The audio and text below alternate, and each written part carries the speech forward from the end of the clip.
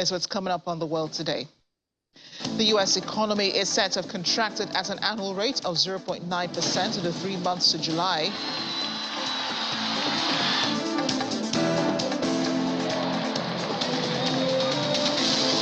Another day in the Russian invasion of Ukraine as 5 people died in Kirovohrad, and Russia claims to have destroyed 6 ammo depots in the Donetsk region. Plus, in the UK, Boris Johnson says there would be a seamless transition to the next Prime Minister following the Conservative leadership election.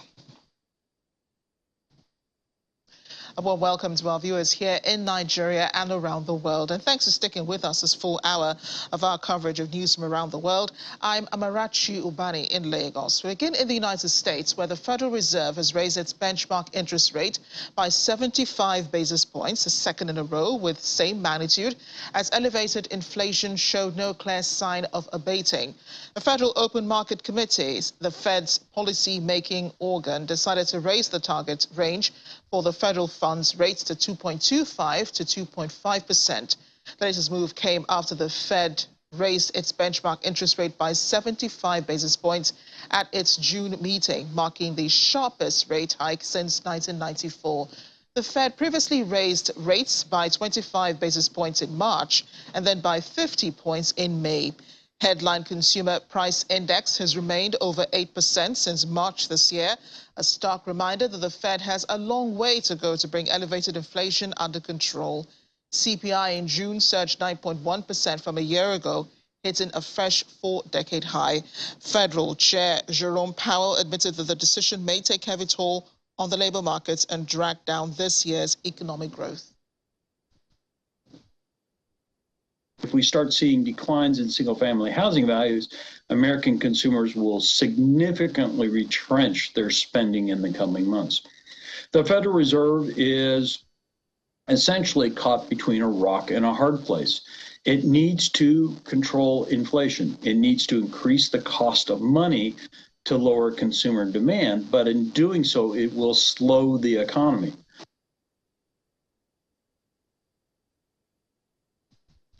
Now, on Wednesday, Federal Reserve Chair Jerome Powell said he did not believe the U.S. economy is currently in a recession, but it is softening, and the path for the Fed to avoid a recession continues to narrow.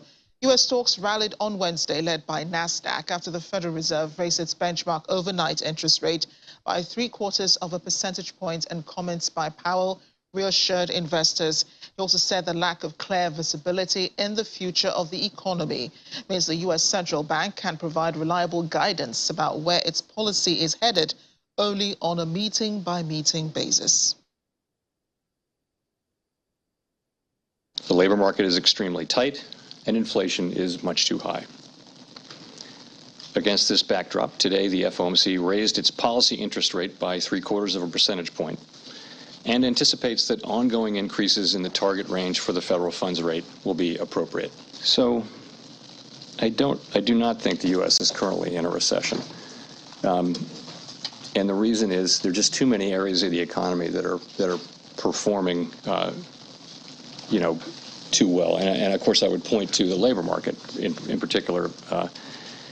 As I mentioned, it's true that growth is slowing, and for reasons that we understand. Really, the growth was extraordinarily high last year, 5.5%. We would have expected growth to slow. There's also more slowing going on now. But if you look at the labor market, you've got growth. I think payroll jobs averaging 450,000 per month. That's a remarkably strong level. And the White House also says the United States is not currently in a recession or in a pre-recession.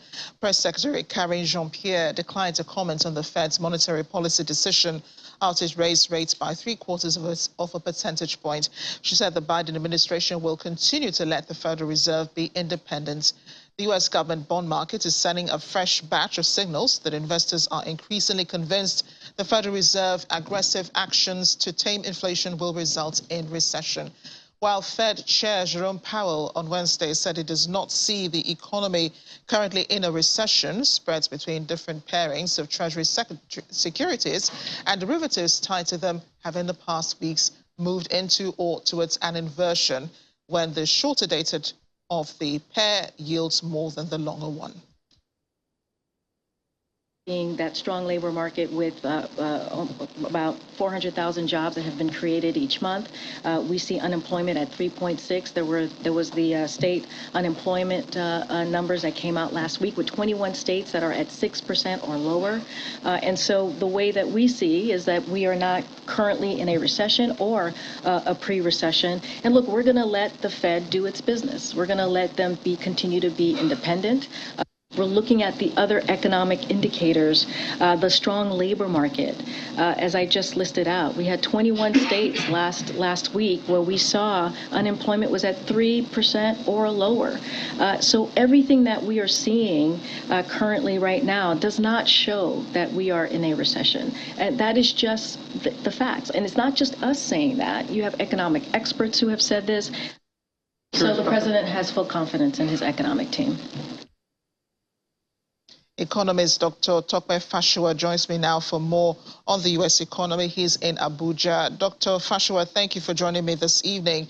Is the U.S. going into recession with the central bank raising borrowing costs to try to cool the economy and ease price pressures? Fears are fast rising that a recession is coming if it's not already upon them. Thank you very much for inviting me. And I think my short answer to that would be yes. It's very likely the U.S. will go into recession already with two consecutive quarterly reduction in GDP size, because that's what it means. When GDP drops, that means the GDP of the country is dropping, is shrinking. They are now in a technical recession. And it's called a technical recession because because they're hoping that it will not continue for another quarter or more. When it continues into another quarter or more, then they're in the full-blown recession. However, it's also difficult to see why or how the U.S. economy will not go into recession because they're increasing rates. I mean, they just increased rates by 0.75% just yesterday, which is quite a large number for an economy like the U.S. We had seen about 3 increases in interest rates in this year alone, but some of them have been 0.25%.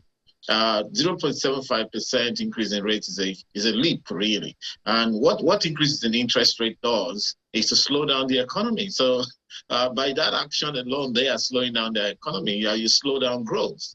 When you slow down growth, so the U.S. is presently grappling with inflation about 9.4%. Likely going to move into double digit if they are not careful. And of course, they're now grappling with negative growth as a result of this development. And of course, as has been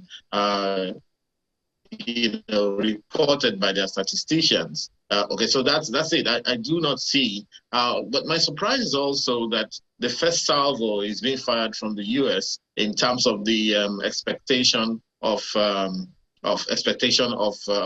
global recession. I would have thought maybe some of the less resilient economies in Europe would have reported this kind of thing because they're also suffering the same phenomenon. And their economies are more linked with, if you like, call it the Russia-Ukraine war going on as well, which is another phenomenon. But of course this is coming from the U.S., so they have to live with it. As the spokesperson to the president said, they don't want to believe that they are going to go into a full-blown recession because the unemployment rates are still looking good. But the more you increase interest rates, the more companies slow down, the more companies close down, the more unemployment then increases.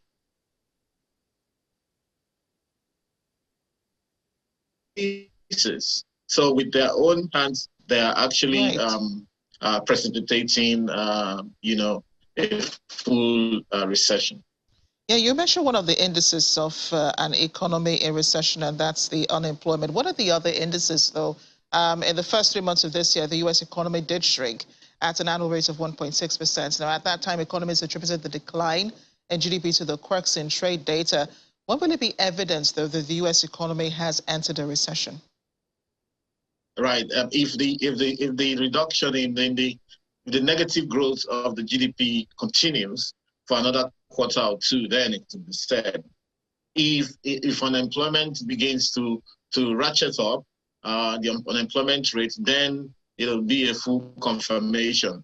If asset prices start to fall, real estate and all of that, then it will be said. So basically the symptoms of a recession, of course, is slow growth, high unemployment rate, increases in crime, no new investments in the economy per se, bankruptcies, foreclosures, default rates increases, low sales, falling incomes in general, and so on. Those are the likely symptoms. Of course, the U.S. economy is fairly more resilient than most, and because it is more resilient than most, they have several levers to work with to ensure that some of these things don't come to reality. But it's going to be a very tough time for everybody. Remember that a lot of it is also coming from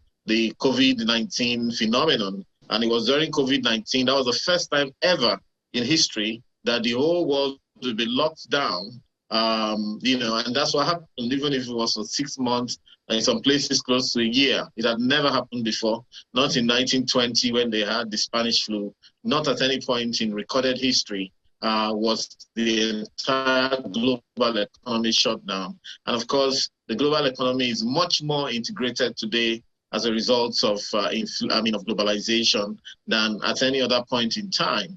And so it takes a while for you to get out of that snafu, to get out of that, the lockdowns and the supply chain snafus. And of course, before we knew it, Ukraine-Russia war started, and economic nationalism kicked in, and people started their countries are producing only for their friends. Okay, so because Russia is suffering the several sanctions. So countries were told not to deal with Russia. Look at Nigeria's situation. We buy most of our wheat between Russia and Ukraine. Now we can't do business in any of those parts and so on. And of course, bread prices are increasing here, like it is in most parts of Africa. So the U.S., that's the first time. So the U.S., like every other country, spent tremendous amounts of money, which was basically inflationary money, print and spend, for the people to survive COVID. And of course, we also know about the great resignation, the fact that people don't really want to work again. Millennials don't really want to go back to work. A lot of companies are finding it difficult to get staff back, especially in Europe and in America. And this is slowness when you should actually be speeding up. Only a few countries are able to meet up to that expectation as you speak. Yeah, you mentioned Nigeria earlier, and I wanted you to speak a bit more, as to the current situation in the country where things are also biting harder. And you also talked about the global economy as well impacting on that. Right, yeah, of course, Nigeria is what it is, and we have our own internal issues that we are grappling with, and we have our own many internal weaknesses. We are affected by our own COVID spending, our own inflationary spending. You can see that right now our inflation is doing 18.6%. Like I said before, we can't trade with Russia. Ukraine can't get goods out. The food prices are increasing here. We have security issues internally to deal with, and so on and so forth. So for us, it's also not looking very good. And we've also been hiking rates, 2.5% hike in the last two monetary policy committee meetings. The more you hike rates, the slower the growth. We're able to record 3.11% GDP growth the last quarter. It's very doubtful that we'll be able to perform that well in the next quarter, the next reportage of the GDP numbers. So are we also looking at our own recession? Of course, it's a global recession, and then it gets everywhere. We just look out for what's going to happen in Europe. In most of Europe, it's not going to be a funny picture. And so that also has reverberating effects all over the world for capital flows and so on. So it's a tough one too that we should be looking forward. However, unlike the US, we don't have enough levers, economic levers to play with. We don't even have very accurate statistics Oftentimes, a lot of these things get underreported in these places. Sometimes, politics can make it into statistics and what have you. Many people will tell you that we're already in a very bad situation, as it were, So, and you can see what's going on even with human capital. The fact that the Europe's inability to the Great Resignation and all of that and everything Right. being through. Some of them, like the UK, are offering some fantastic visa. Oh dear, we do seem. Oh great, we do seem to be losing connection with you, Dr. Fashua. We appreciate your speaking with us on the program today. To the Russian invasion of Ukraine now, 5 people have been killed, 25 others wounded after a Russian missile strike. It hit a flight school in the central Ukrainian city of Kropynsky on Thursday today, so says the regional governor. Kropynsky is in the Kirovohrad region. He says 2 missiles struck hangars in the central Ukrainian city at about 12:20 local time. The injured are being treated, according to the regional governor, and that the injuries are not life-threatening. In the meantime, Russian media outlets have begun openly mentioning the shadowy private military company, the Wagner Group. The country's state media has always referred to the group indirectly or avoided mentioning it altogether, but they now appear to have broken the taboo. British military intelligence says mercenaries from the Wagner Group have been deployed to the eastern part of Ukraine. The group has been active over the past 8 years in Ukraine, Syria, and in African countries, and has repeatedly been accused of war crimes and human rights abuses. Just yesterday, the main evening news bulletin on Russia's most popular TV stations, state-run Rossiya 1, acknowledged that fighters from Wagner were involved in the war in Ukraine. It featured the channel's war correspondent, Yevgeny Udbini, reporting from the ruins of a power station in eastern Ukraine. This appears to be the first time Wagner was mentioned by name by a state TV reporter in a news bulletin as a force active in Ukraine. The same day, the key pro-Kremlin tabloid called Wagner a legendary unit. Former Russian TV journalist Marina Ovsyankova has been fined 50,000 rubles today after being found guilty of discrediting the country's armed forces in social media posts condemning Russia's actions in Ukraine. The ruling was passed after a short hearing in a Moscow administrative court. Ovsyankova rejected the proceedings against her as absurd. A judge said the evidence confirms Ovsyankova's guilt. There's no reason to doubt its authenticity. Ovsyankova gained international attention in March after bursting into a studio of Russian state TV, her then-employer, to denounce the Ukraine war during a live news bulletin. At the time, she was found 30,000 rubles for flouting protest laws. Today's hearing was over subsequent social media posts in which she wrote that those responsible for Russia's actions in Ukraine will find themselves in the dock before an international tribunal. Russia passed a law against discrediting the armed forces with a sentence of up to 15 years. In early March, soon after President Vladimir Putin launched what he called the special military operation against Ukraine. In court, Ovsyankova repeated her protest and said she would not retract her words. She said she did not understand why she was there and what she was being judged for, and went on to say, "Your accusations are like accusing me of spreading monkeypox. The purpose of the trial is to intimidate all the people who oppose the war in the Russian Federation." She also described Russia as an aggressor country, saying the beginning of this war is the biggest crime of our government.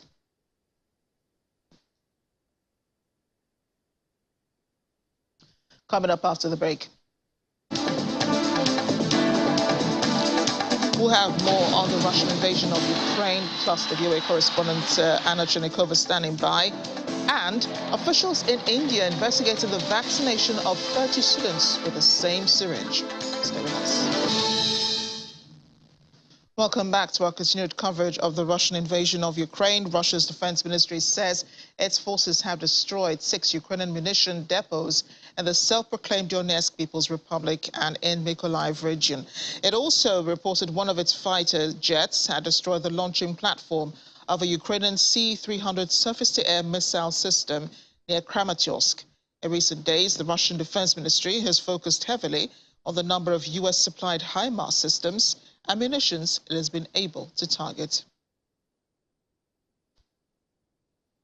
Emergency workers pulled a man from the rubble of a hotel in the Donetsk region town of Bakhmut on Wednesday after it was destroyed by shelling.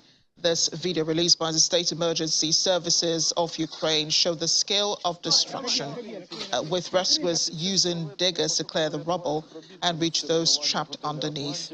Well, the video also showed people trying to also help nearby as they tried to rescue this man who so luckily survived this attack. State Emergency Services of Ukraine report that the man was rescued from the rubble of the hotel. And as of 5 p.m. yesterday, 5 people were injured. At least 2 were dead. A search and rescue operation is still underway in the city. And at that site, Russia invaded Ukraine on February 24. Moscow still calls this a special military operation to demilitarize and denazify its neighbor. Ukraine and its allies call it an invasion, an unprovoked war of aggression.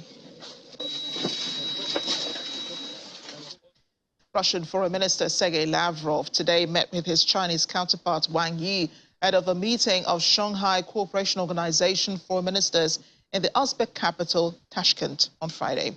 According to the Russian Federal Foreign Ministry website, Mr. Lavrov and Wang gave a positive assessment of the current state of Russian-Chinese relations, which continue to develop dynamically in a difficult geopolitical situation. The ministers also discussed the work and prospects of the SCO, as well as the modernization of the association. Russia sees China as a partner of particular strategic importance, particularly after the West shunned Moscow after it sent troops into Ukraine and what it calls a special military operation. Mr. Lavrov's trip to Uzbekistan comes hot on the heels of a 4-day trip to Africa, in which Moscow has attempted to bolster ties with countries outside of what it calls the collective West. It's also the day of statehood in Ukraine today, second time since 2021. In the western city of Lviv, people gathered in Lyshansky Cemetery to mark Ukrainian statehood and to commemorate Ukrainian soldiers that had fallen while fighting for Ukraine in the current war. Residents and ecologists who spoke to the media say that they hope the holiday would help keep up Ukrainian identity despite the war. This holiday used to be referred to as the Baptism of Kievan Rus and was rebranded in 2021 by Ukrainian President Volodymyr Zelensky to mark 30 years of Ukraine's independence.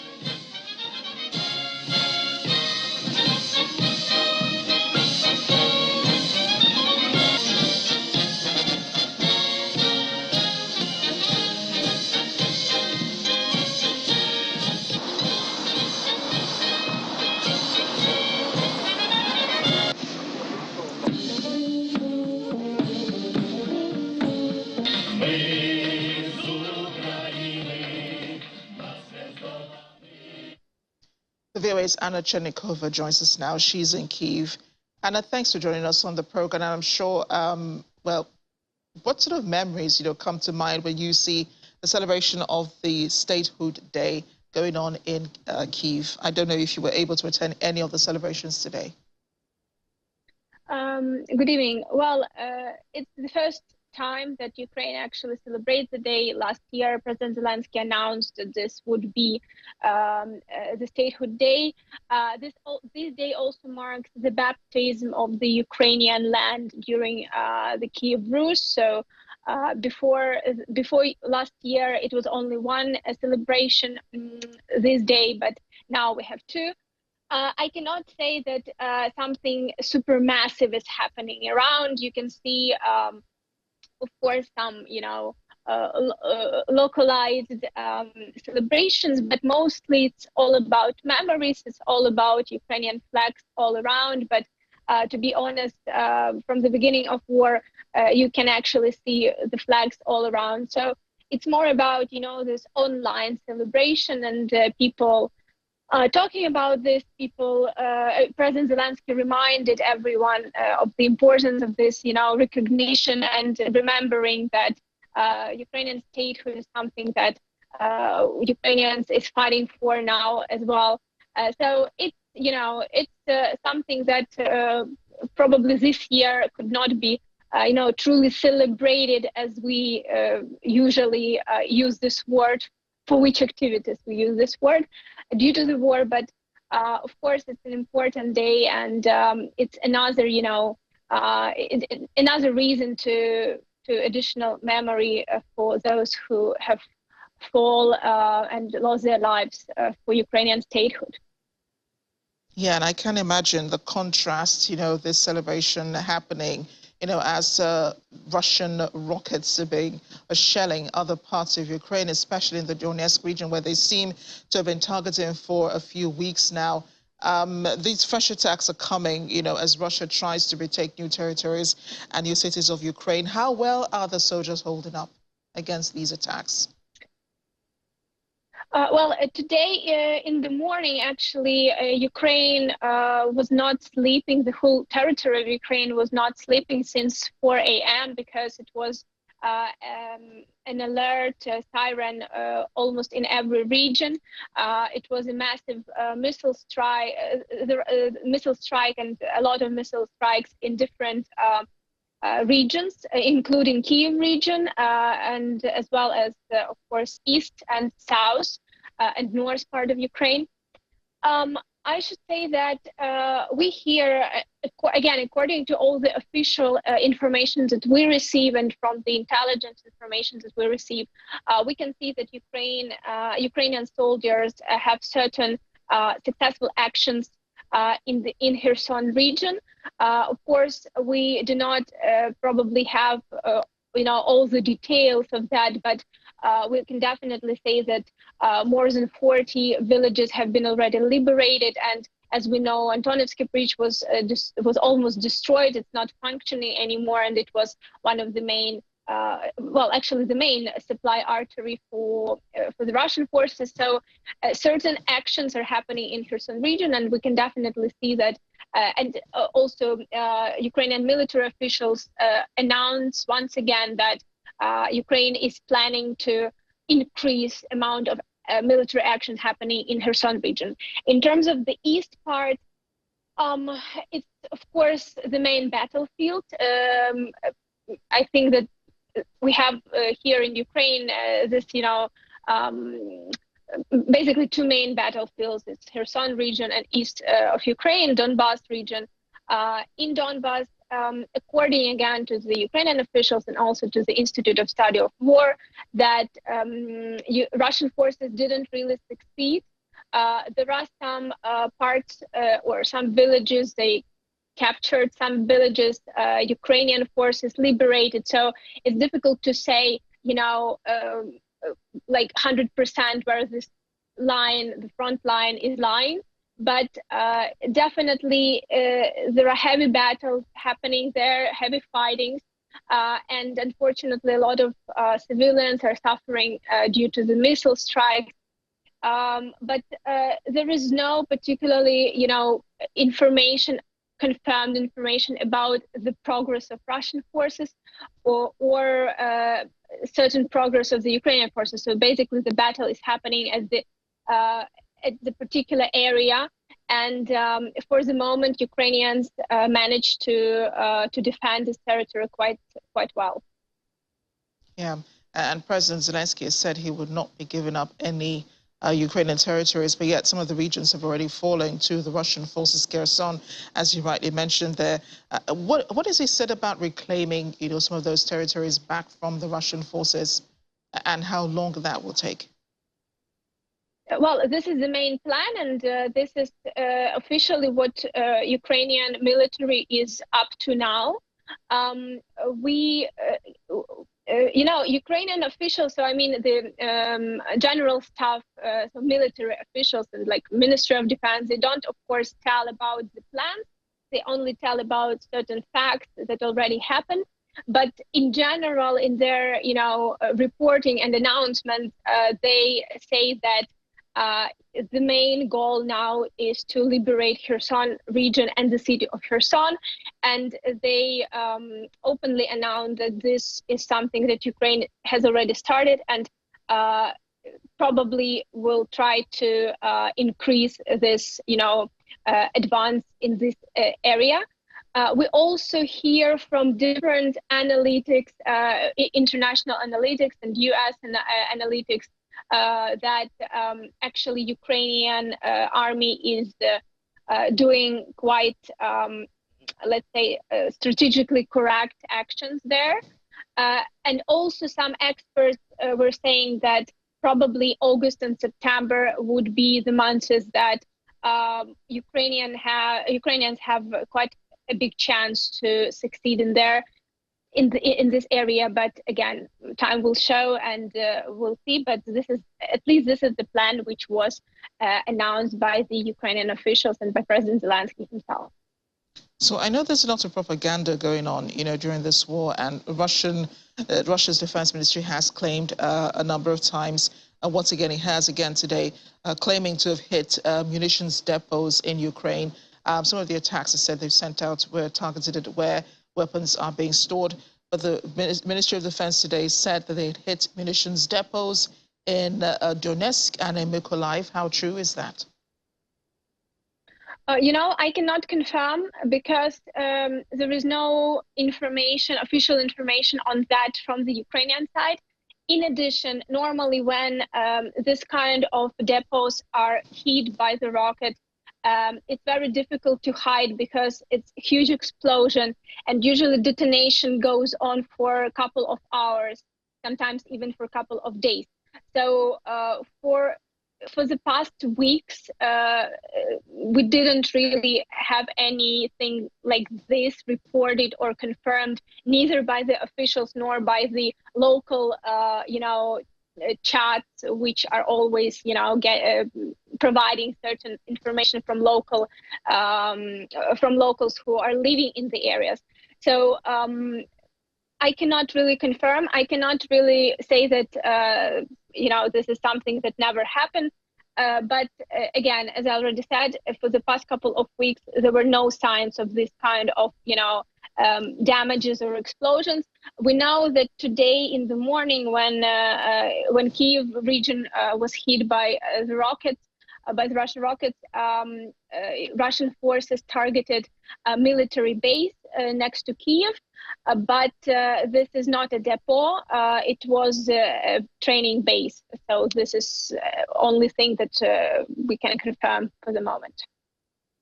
Anna, how is the news about the invasion being reported in Ukraine when you compare the time that the invasion began in February and now? What has been the reporting about the invasion been like? From the very beginning, Ukrainian media were trying to calm people down. I think this was probably the main task for them.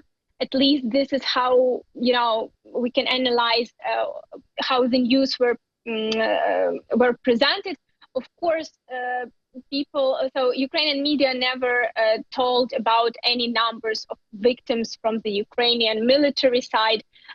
There were only a couple of reports from President of Ukraine about, so for example, in May, he said that something like 100 to 200 people are dying at the front line every day. And then recently, just a couple of weeks ago, he said that this number is now around 30 people. And this is the only basically loses information that people are receiving. However, in terms of civilians, it was always an open number. But again, as war is progressing, Ukrainian media provides more details and more information, because I should say that now it's different, because if at the beginning we only had news that Russian forces proceeding and advancing, and Russian forces are capturing more and more territories.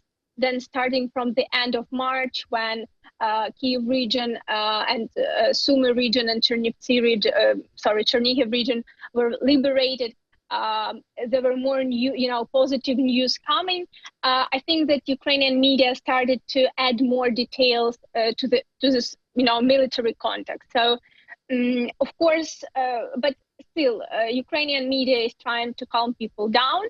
However, a lot of facts, and not even positive facts, negative facts as well, are reported.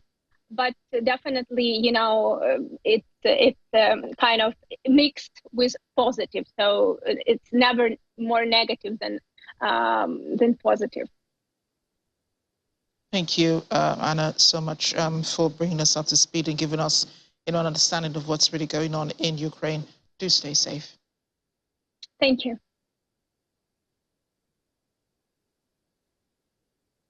Well, away from the Russian invasion of Ukraine, a health official is being investigated in India for vaccinating 30 students with a single syringe in the central state of Madhya Pradesh.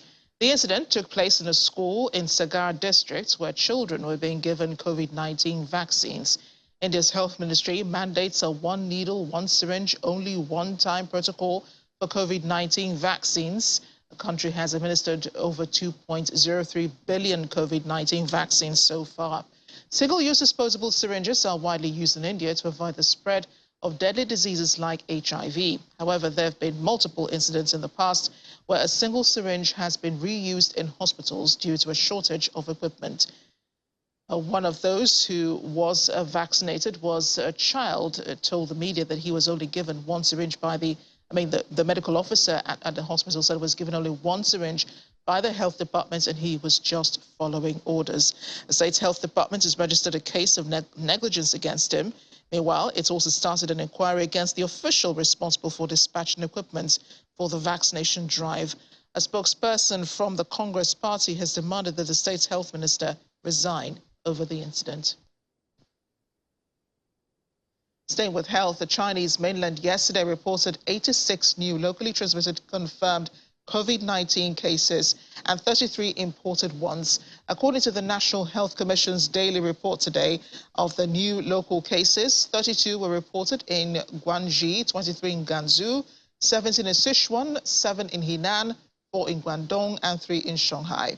A total of 33 new imported cases were reported in 10 provincial-level regions, including 10 in Guangdong, 9 in Shanghai, according to the Commission. No new deaths from the COVID-19 were reported on the day. Shanghai reported only one additional suspected case. Yesterday, 119 COVID-19 patients were discharged from hospital after recovery, including 72 local cases and 47 imported ones. A total of 10,208 close contacts were released from medical observation. The number of local severe cases increased by 2 from the previous day. The Chinese mainland has cumulatively reported over 20,000 imported confirmed COVID-19 cases, no deaths. Among them are over 20,000 have been discharged from hospital following recovery. 522 remain hospitalized as of yesterday, and just one severe condition. Meanwhile, in the U.S., compulsory indoor masking mandate could be brought back in starting on Friday, but officials are battling a backlash from both businesses and city leaders ahead of a final decision. LA County has seen COVID numbers rise sharply in recent weeks due to the Omicron BA.5 variant, with officials stating that if figures remain in the CDC's designated high level for 2 consecutive weeks, mandated face coverings will be reintroduced indoors in public places such as gyms, restaurants, and movie theaters. That 2-week threshold will most certainly be reached by today. Despite warnings that a mask mandate may be imminent, mayors of some cities within the county, including Long Beach, Pasadena, El Segundo, and Beverly Hills, say they will not enforce any rules. On Tuesday, heated online discussions saw pushback from many, including Los Angeles County Supervisor Catherine Barger. She's previously backed COVID-19 restrictions, but is now against forcing people to wear face coverings, telling attendees they risk losing the support of many who have backed COVID rules so far. Use our enforcement for indoor masking, that means we wouldn't have enforcement for those issues. So it really became, where do we want to prioritize enforcement?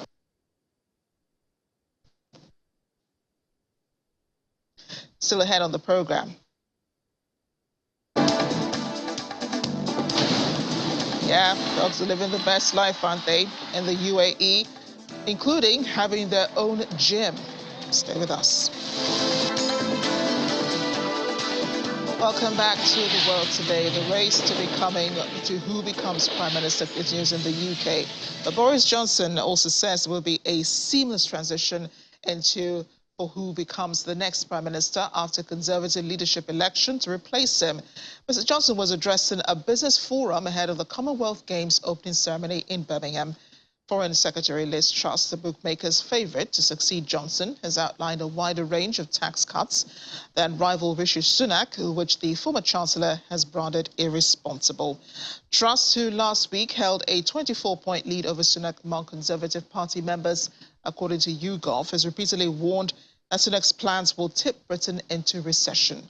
A YouGov poll of almost 5,000 Britons published today showed candidate Rishi Sunak would have a significant edge over his rival, Foreign Secretary Liz Truss, among swing voters if he became Prime Minister.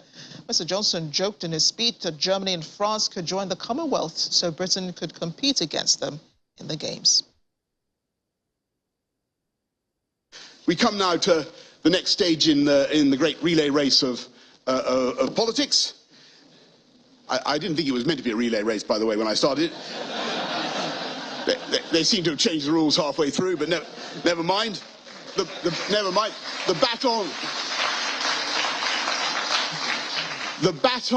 I can assure you that the baton is going to be passed seamlessly and invisibly to the hand of somebody else, quivering, twitching with eagerness. Can't quite see who it is yet as we come round into the final straight, and they will continue.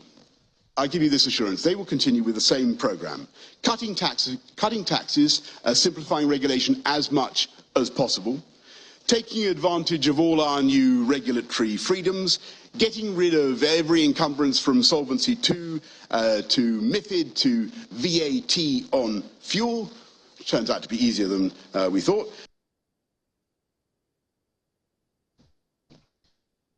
Over in South Africa, President Cyril Ramaphosa says the country's women's football team deserve equal pay to the men, he made the call at a ceremony to welcome home the female players who had just won the Women's Africa Cup of Nations after beating Morocco 2-1 at the weekend. It was the first continental title for Banyana Banyana after 5 final defeats.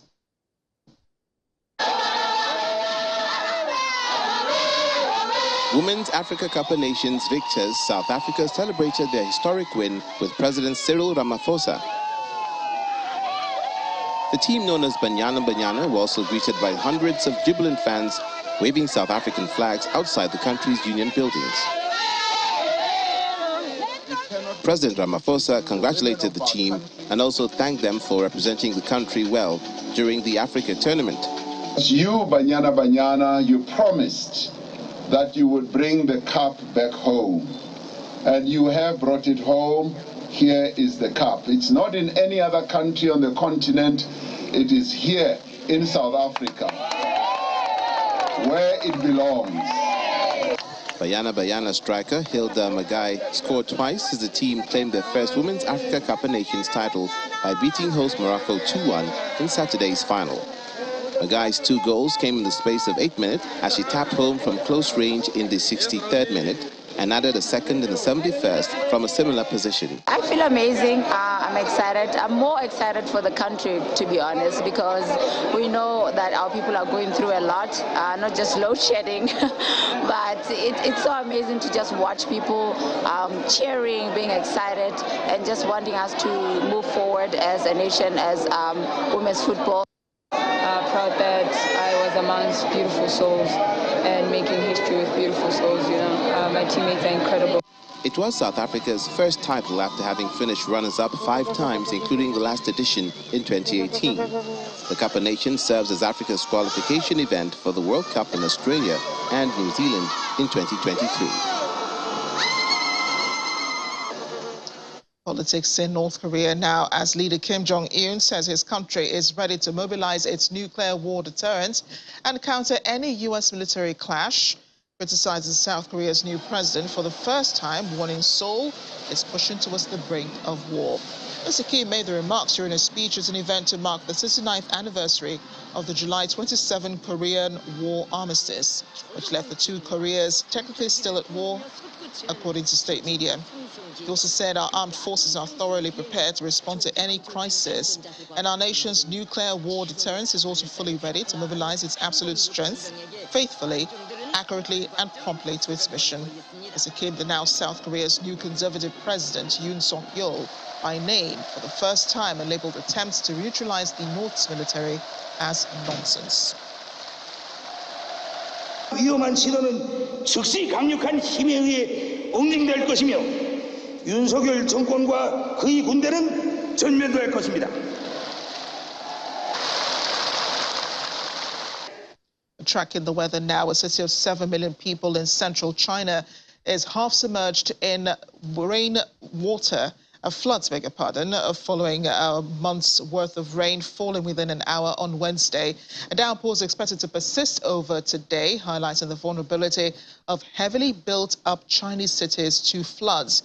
The streets of Luoyang were underwater after 100 millimeters of rain lashed down on the city within an hour earlier on Wednesday, prompting the local weather bureau to issue its highest level of alert.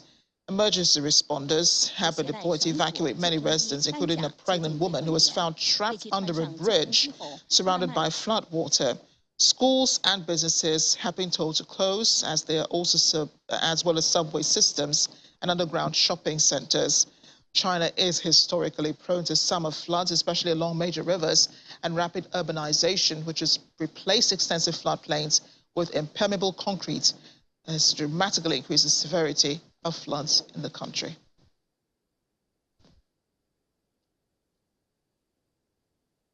A flash flood is also caused by heavy rainfall in Sharjah, Fujairah and Ras Al Khaimah in the United Arab Emirates have affected roads, homes and residents living in those cities. The Emirati authorities have recommended people in the flood-affected areas to stay home and only to step out if necessary. The UAE cabinet has also directed all federal departments in affected areas, especially in Sharjah, in Ras Al Khaimah and Fujairah, to activate remote work for non-essential employees for today and tomorrow. Dubai's National Center of Meteorology says rainfall will gradually begin decreasing by this evening.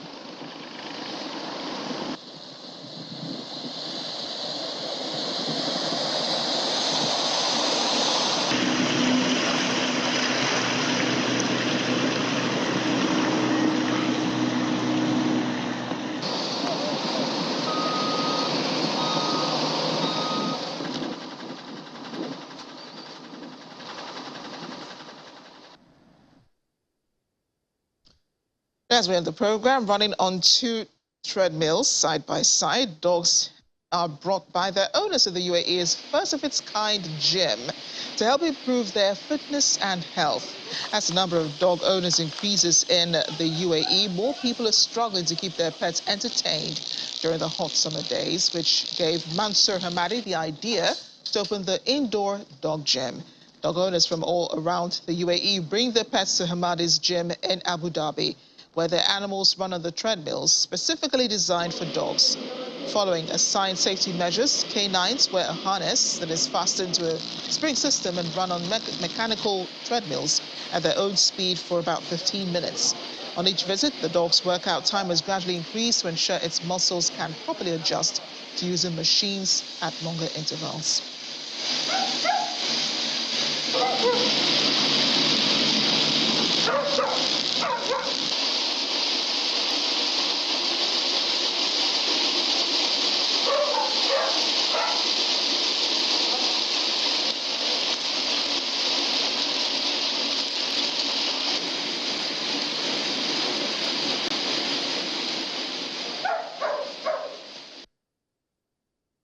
The idea was on to provide like a healthy gym for all the kind of dogs, which is the last couple of years Emirates become like a role model for all GCC of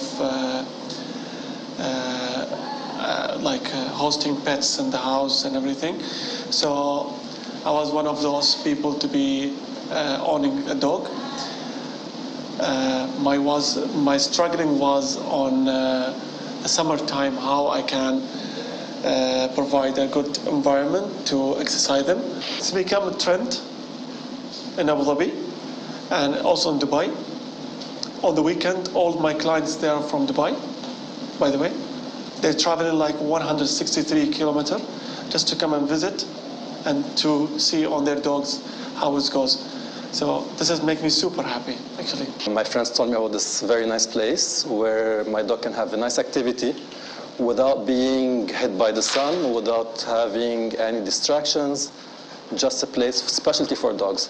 So that was the main reason we came here. He can do his running, even jogging or even walking on the treadmill based upon his normal walk. There's no one pushing him to do it.